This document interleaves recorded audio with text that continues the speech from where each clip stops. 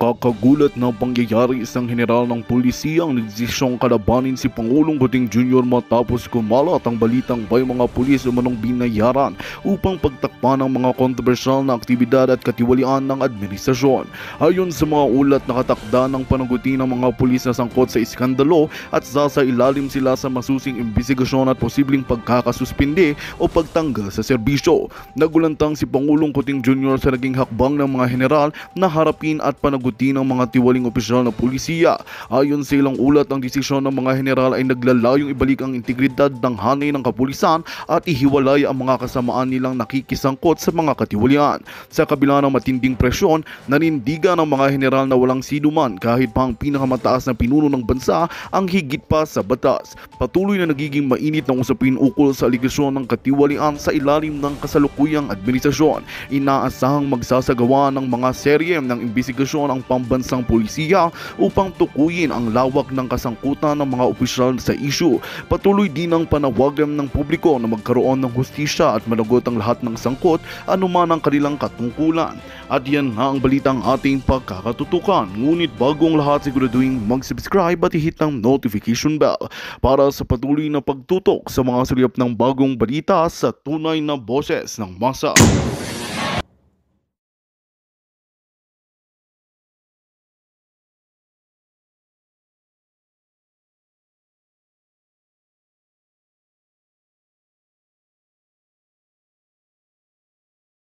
Barangay captain, may pabayaan nyo siya. At baka gustong sumikat din ng kapitan ninyo, baka gustong mag-mayor eh. Hayaan nyo siya. No, hayaan nyo siya. Tandaan nyo kung tinawanan kayo. At sabihin nyo sa mga commander ninyo na, yung si kapitan, tinawanan kami. Tandaan nyo yan Mga ano. So yun, join the Filipino Guerrilla Forces. We're not there to bring down the Marcos government. No? FGF, we are not there. At doon sa mga sasali, you do not expect that we will bring down the Marcos government. No. In fact, kung magkaroon ng gera, yung purpose natin, lalabas pa, we are helping the Marcos government defend the territory. We are helping the armed forces of the Philippines. Akin wala na yung wala yung politika putragis sila Pwede naman nila pigilan to, pero hindi ako yung nakaposisyon para pigilan yan. Ang pwede kong gawin, kami ay nagsanib puwersa para mag-organisa. Just in case may mangyari, ready tayo. Pero hindi natin kakalimutan na kagagawa nito ng mga nakaupo. No? Na kayang pigilan to. Pero dahil sa umiiral ang mga pride nila, ang bulsa nila at ang kanilang ambisyon, 2025 election na, yun ang pinag-usapan, ay bulag sila, walang pakialam sa kung mabuhay kayo o hindi. Putang yung mga yan. Kaya nga, Filipino people, it's about time na naintindihan ninyo yung sino ba tayo? Tayo ang dahilan kaya may gobyerno. Tayo ang dahilan kaya may konstitusyon. Kung bakit merong demokrasi na tinatawag, may presidente, may bise, may senado, may congressman. At itong mga hinayupak na to, na akala mong mag-aasta, akala mo sino mga honorable, na ang feeling mo, ang dating, you are less honorable. Mga putragis yan. Hindi naman kayo nagpipirma ng Resolution 10, liquidation by certification, hindi. Mga walang yan to. Okay, maba tayo masyado. Masyado tayong nauwi sa haba na intro ko 40 minutes. Okay, so, reaction na ako. Doon na ako, focus na ako doon. Focus na ako. Doon kay dormitorio. Okay. Desisyon, guilty. Guilty. Ang tanong ko, siya nga pala yung judge. Shout out, si Gagay, Judge Gagay Rivera. No, Ligaya, Gagay. Gagay yung pagkakatawagan namin Gagay, Judge Gagay, hello. Love you. Kaklase ni Mrs. No. Pag kada reunion nila nakikita ko Simple, napakatahimik na tao, mabait 'yon na ano. Kaya nga yung may sariling ano paninindigan 'yan. Tahimik 'yon. Hindi siya nagpapabasa, no? Kaya ako tuwang-tuwa ako na ano yun eh, yung i-unscrew yung utak eh. Pagka kunya nakita ko, oh, anong tingin mo sa ganito? Anong tingin mo sa ganon? Anong tingin mo sa ganyan? Kasi nga judge eh. So, yun. Well, anyway, approve ako doon sa decision niya. Okay yung decision niya. Anyway, i-appeal pa no sa CA, Court of Appeals. I-appeal pa. So, yan, guilty. So, tuwa yung ano, pamilya. Ang tanong, na-serve ba yung justice? No? Na-serve ba yung justice? O, yun. So, yung tanong. Kayong sumagot na, na-serve ba yung justice? Fair ba yun? Yung iba sa inyo, sasabihin, putragis kayo, buti nga sa inyo, yung mga ganun pa. Di ba? Pinatay nyo si dormitoryo, PI nyo, puta. Talagang pagka pinanood yung mga video nga ni dormitoryo eh, maga na nga yung panga eh, no? Maga na eh. Punta mga upper class yan. Alam nyo, hindi namin ginagawa yon nung upper class kami. Pwede kami kinakatakutan sa Delta, pero hindi namin ginagawa yon. Nahanip yan. Nahanip yun. Eh, kukuryente yung itlog. No? Iti-taser mo. No? Naklanto ko yan. Sa amin, yung mga upper class namin, si Cadet, sabihin ko ba? Kaya, si Cadet Tamukyo, no? 81. Si Cadet Tamukyo, Delta Company. Ano namin, kasama namin sa squad mate. Hinawakan niya yung open line ng kuryente doon sa 329. 329 naman kami. Magkakahawak kami lahat. Just to prove conductivity of the human body sa electricity. Nginginig kaming ganyan, kuryente kami.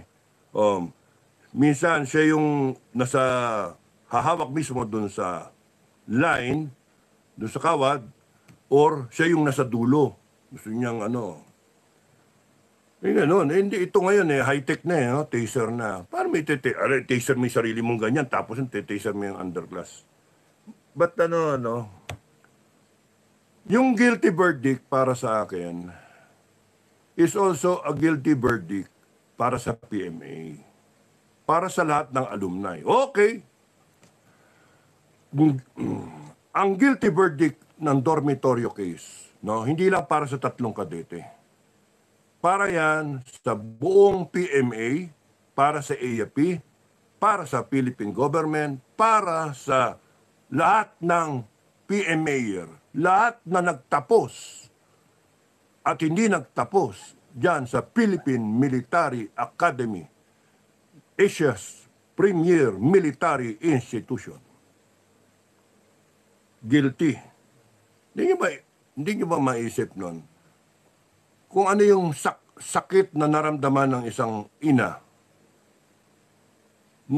at ama, mga kapatid, nakasama mo sa pagkainan buong buhay ninyo, pinalaki ninyo, hindi mo patapuan sa lamok at madedengge. May konting kagat na lamok, papahiram mo pa ng gamot, no? At papacheck mo, pabakunahan mo, kompleto. Sama-sama mo kung sa beach, kung sa park.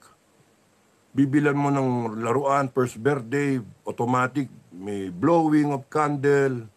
Puta na nga, lahat yun dinaanan. On his 20th birthday, no? On his 20th birthday, pinapasok mo sa academy, pumayag kayo. And kayo, as parents, you're willing to let your son or daughter be trained sa premier military institution na PMA na tinatawag, and they will raise your kid na kasama mo for the last 17, 18, 19, 20 years. Naapektuhan lang kasi yung 22K na yan no?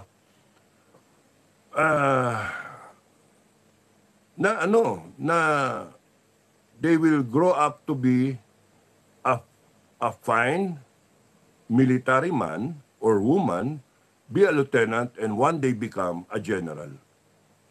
to lead this country. Putang yan, pagdating doon sa PMA pa lang, patay. Tragis yan. Kaya nga yung desisyon, thank you Gagay thank you. Judge Gagay, is a statement. Tama na. Tama na. May mali sa sistema natin na failure lahat tayo. Nung time namin, inabutan namin, 78, 79 ako pumasok. Bakit ako pumasok? 79. 78 may namatay. Si Salas ng class 81. Namatay yun. Taga Visayas yun. Iloilo yata yun. Namatay. Balita yun.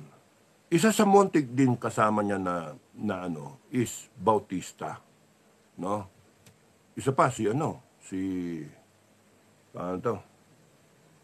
kasama si Chief PNP, no? Ni Pinoy. Yung doon sa implicate doon sa Purisima, no? Si Purisima. Sir, kumusta? Purisima, schoolmate. Isa yun, muntik na mamatay yun sa academy. Nag-Chief PNP yun. He could have changed what transpired, what is happening in the academy. Ganon din si Bautista, 81. Nag-chief of staff siya. Followed by Katapang. Followed by, mista ko na, Iriberry. Iriberry. Okay. Miranda. Delta Company si Miranda. Si Balolong, I'm sure na inupak-upakan yan. Inupak-upakan yan. Si Dobby Miranda, Bisaya Alpha Company, Ed Anyo Eco Company, 4 yun Tapos sino sumunod? Guerrero, si Jagger Gold Company. Uy, nandun siya sa batalyon ng mga siga. Gold Company si Jagger, pero matalino si Jagger Kaya yung matatalino kasi hindi basta-basta minamalas-malas Pag wala kang talent sa academy, malas-malasing ka. Okay, maraming gusto sabihin Failure, lahat, nag-graduate sila, upper class namin, underclass namin, underclass namin, walang nagawa, hindi na bago. So tama lang talaga sabihin na yung guilty verdict na yan, guilty ang PMA. Kahit hindi sila na-drag dyan sa na yan. Sana magkasuhan pa no? Meron pa naman the family will continue to pursue, no? Nag-chief of staff pa si, si Commandant of Cadets, Bacaro, General Bacaro. Hi, kumusta na, Bob? Pero, command responsibility yun. A commander is responsible for what his unit does or fails to do. Buting ginawa ng dalawa, nag-resign sila doon sa posisyon. But they were nag-chief of staff pa nga si Bob Bacaro. Ay, nako. May mali talaga tayo sa Kasi kung gusto nyo, uulit-ulit yan. Mangyayari ulit yan. Dormitoryo, may mali doon. Kung kasama mo sa kwarto, upper class na, at may mamamatay pa, ano yun? Something's not right. Merong hindi gumagana. Kung yung body system mo nagpe-fail at yung papatay sa'yo, body mo rin, something's not right. Yung Council of Commanders is ineffective. Ako masasabi ko yun, Council of Commanders ako Pagka may, failure yan ng first captain at saka ng battalion commander at saka ng company commander at saka ng platoon leader. Yan, kita mo yung chain of command. Failure lahat ng kadete na yan. Dapat nga sila nanagot din. May namatay Okay? Sino ba matutuwa sa may namatay? Anong unit sa AAP ang tuwang-tuwang may mamatay na sundalo?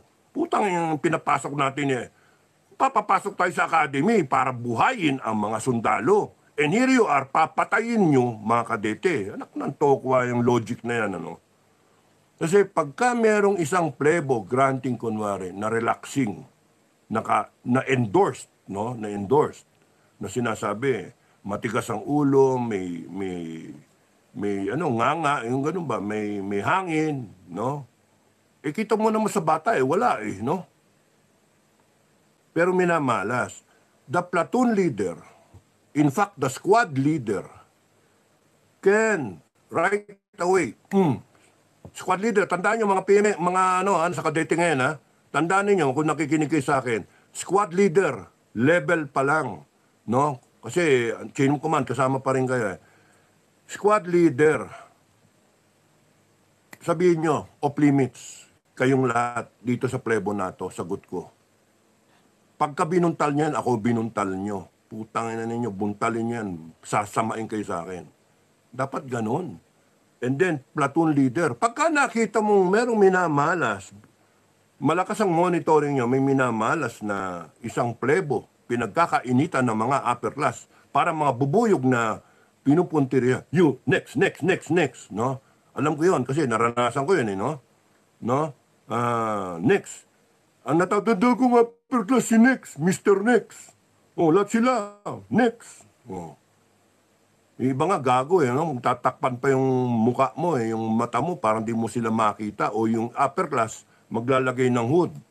Ang sa akin niya pagka ganun, bakla yung ganun no? Pagka mag-haze yung upper class, ipakita niyo yung mukha niyo. Putragis.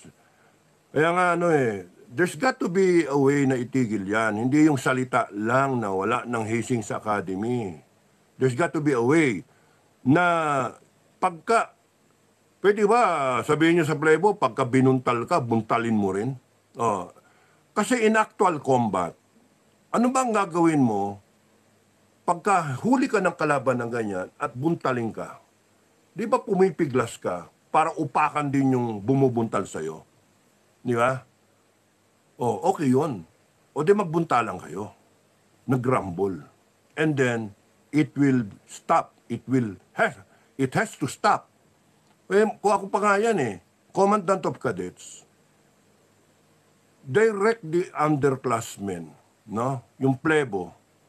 Pagka gago yung plebo, no? Magbuntalan na lang kayo.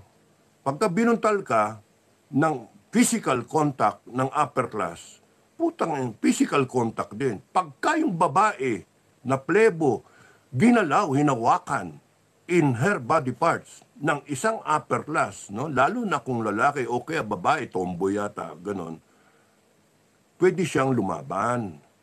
Because in actual application sa field, mga kabalyero, alam ko naman, thank you, o bubuntalin ka, thank you, buntalin ka na inchik, thank you, di ba pagka binubuntal ka na ng kalaban ng inchik, putang na ka, makawala ako dito, papatayin kita, yung ganun ba? Papatayin kita, hayop ka. Sige, buhayin mo lang ako.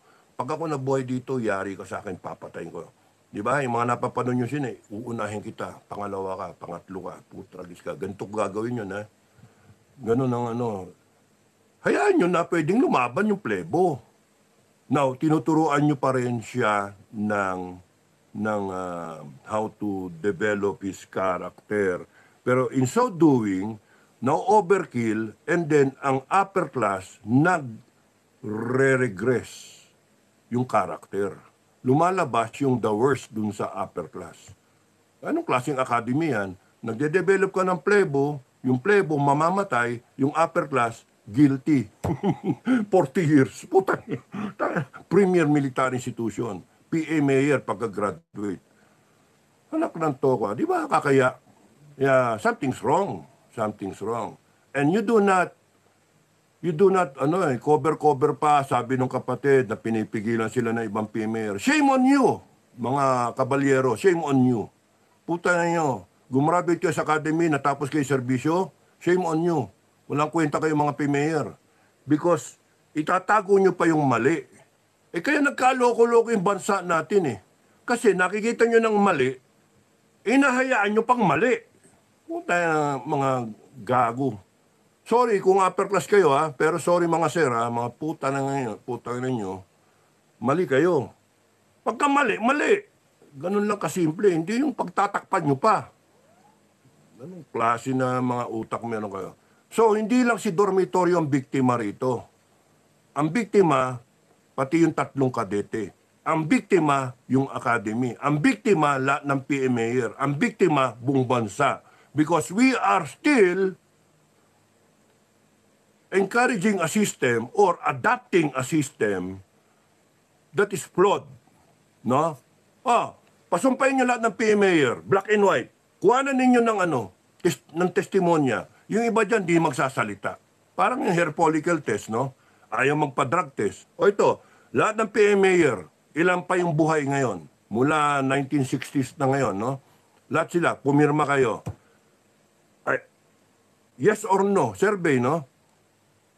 Once upon a time, in my stint as a cadet in PMA, I was hazed. Yes, no. You answer honorably. Yes. What kind of hazing? Enumerate. Chuk. O kaya, check. Dinaanan ko yan. Ganyan. Naduguan ako. Kinuryente ako. Pinakain ako kung ano-ano. Et cetera. Pinuyat ako, et cetera. No. Lahat. Tapos nung upper class na ako, nang haze ako, yes or no? Yes! Tapos anong ginawa ko? Check.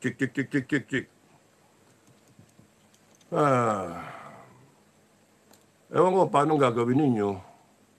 Kasi mali naman talaga.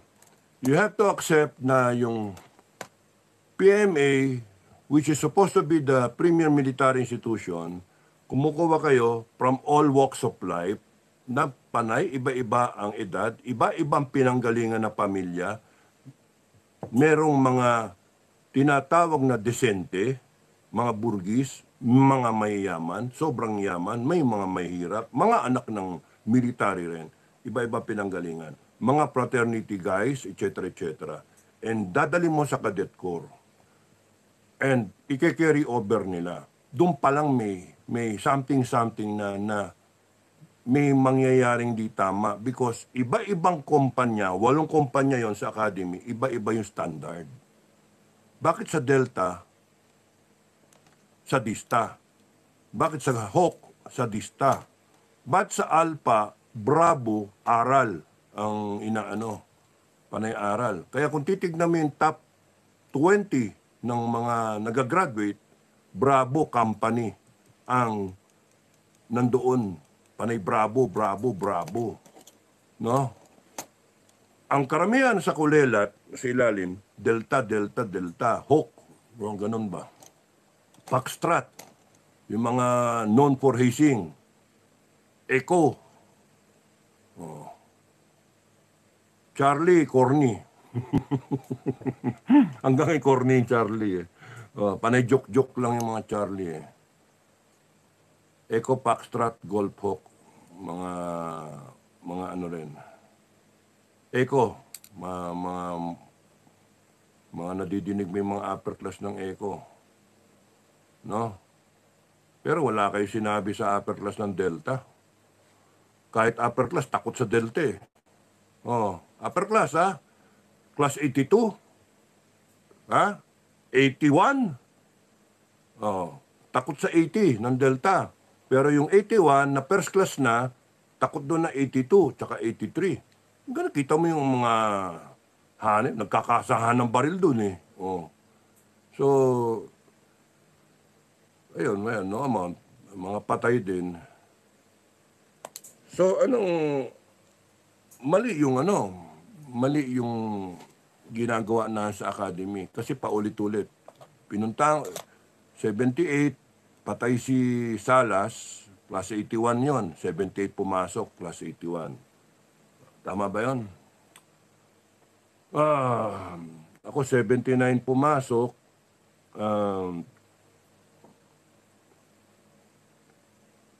79, April 79. So, saktong-sakto. Alam kong gagaangan nila eh, kaya ako pumasok eh. No? Maniwala ka dun, I would like to serve the country. BS lahat yun eh. Paniwalang-paniwala gobyerno dun eh. I would like to serve the country. Yun, tanggap ka agad, ano.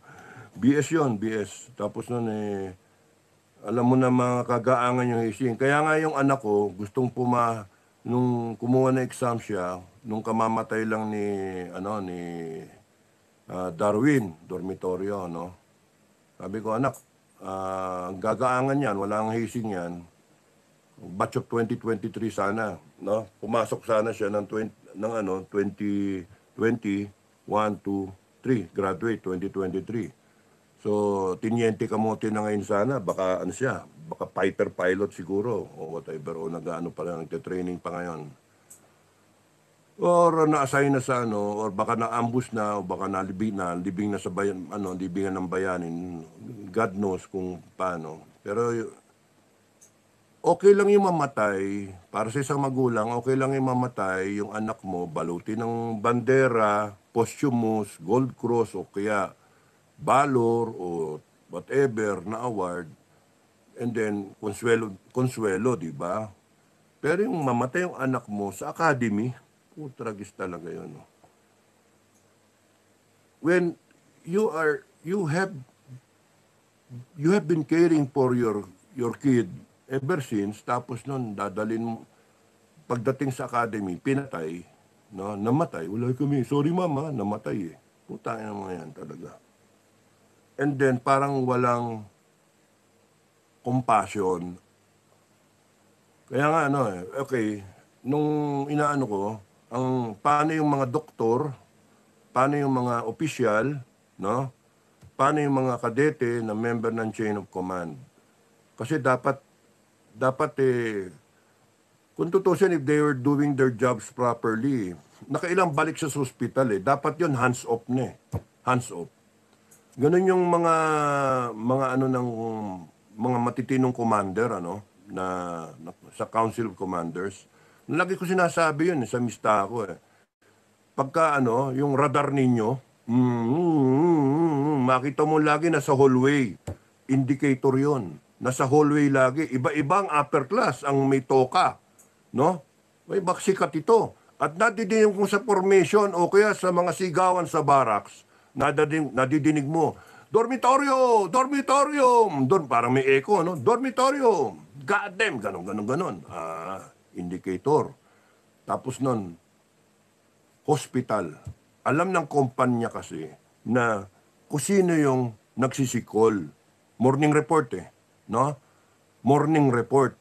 So, alam mo na si dormitoryo nagsikol. Putang, nakatatlong beses na nagsikol yung tao. Something's wrong. Di ba? Something's wrong. Kaya dapat yung company commander, na kadete, first class, dapat nag-issue siya ng order sa buong kumpanya na walang gagalaw dito kay dormitoryo. Buhay pa sana ngayon yan. Tinyente na sana. Puta. Kaya ako nung pinapanood ko yung yung mga incident yung mga yung nangyari sa kanya. Ganun kasimple. Somebody didn't do his job properly from the cadet, squad leader, platoon leader, company commander, battalion commander, regimental brigade commander, the tactical officer, commandant, superintendent. Somebody did not do his job properly. Because the proper way of doing it is, number one, nakikita mo, minomonitor mo ang lahat ng tao mo under your command. Alam mo, kahit may alipunga, may anghit, meron ng nagte-take ng Viagra dyan, sa pagsasabihan mo, huwag ka nagte-take ng bata-bata mo, nagte-take ka niyan. No. Tapos sabay tanong, 1 linggo ba? Excuse me, 1 linggo ba? Tapos alam mo dyan kung sino may problema sa pamilya. Alam mo kung sino dyan may financial crisis. Alam mo dyan yung meron sa anak niya. Why do you have to know that? Dakilan makasanayan sa academy yan no? Yun yung problema, academy, no? May